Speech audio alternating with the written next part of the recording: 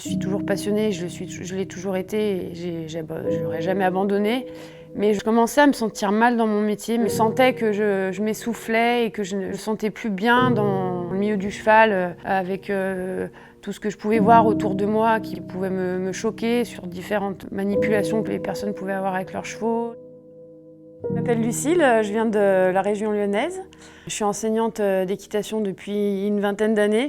Ça fait 2 ans que j'ai commencé les formations, j'ai fait le BF1 et j'ai enchaîné directement sur le BF2. Moi maintenant j'ai 41 ans, je me dis, j'ai un second souffle dans mon métier, ça m'a redonné la motivation pour continuer.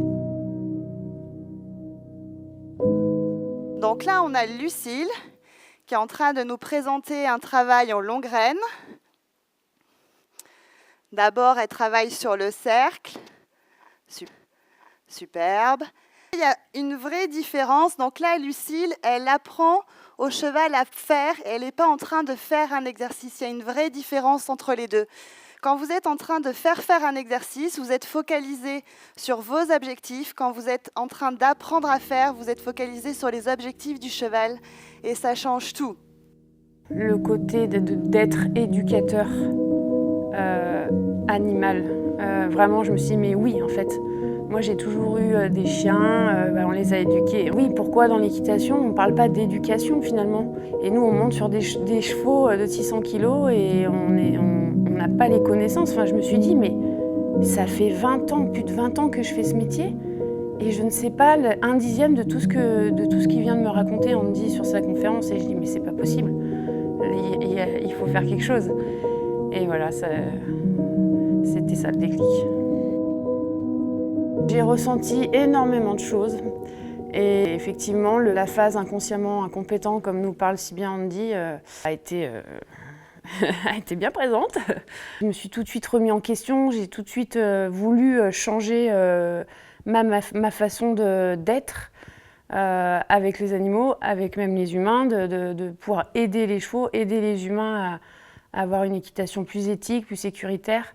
Et c'est ce en quoi j'aspire aujourd'hui. Sepia, c'est une jument qui m'a été confiée, donc je la connais depuis longtemps. J'ai vu mon évolution et forcément l'évolution du cheval dans son comportement, parce que Sepia, c'était une jument, je dis c'était parce qu'elle est différente aujourd'hui, qui était pas du tout en confiance avec l'homme, qui ne se laissait pas attraper au pré, par exemple. Il y avait énormément de stress monté.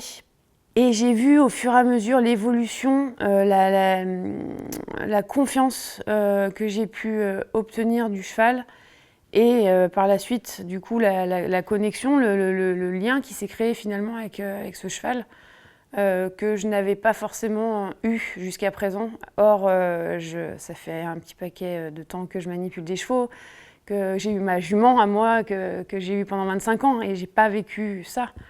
D'avoir autant de compréhension du cheval tout simplement finalement.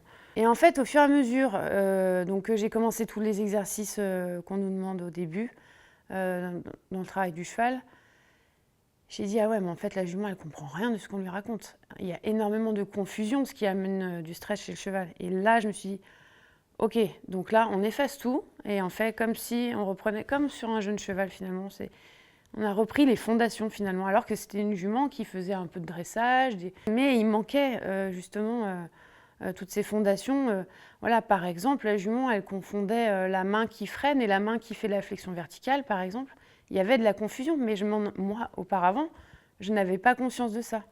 Et c'est ça m'a marqué. Me rendre compte que la jument a des confusions finalement, et que c'est ça qui lui procurait tout ce stress.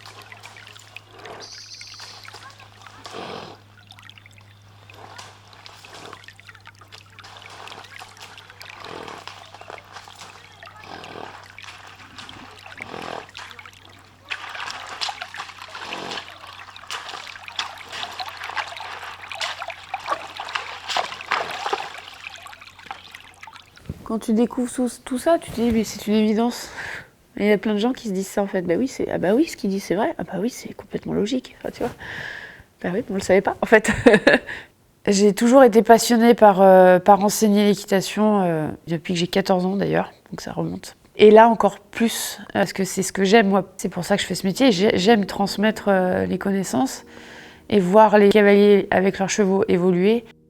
Je ressens une utilité bien plus importante qu'auparavant parce que je vais les accompagner autant dans leur savoir-être que leur savoir-faire.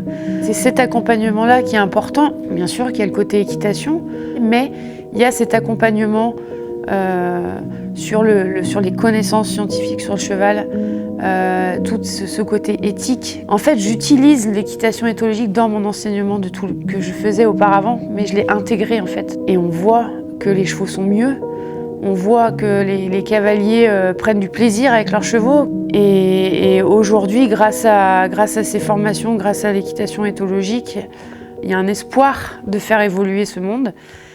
Et j'ai l'impression que je fais partie de l'équipe qui va s'en charger.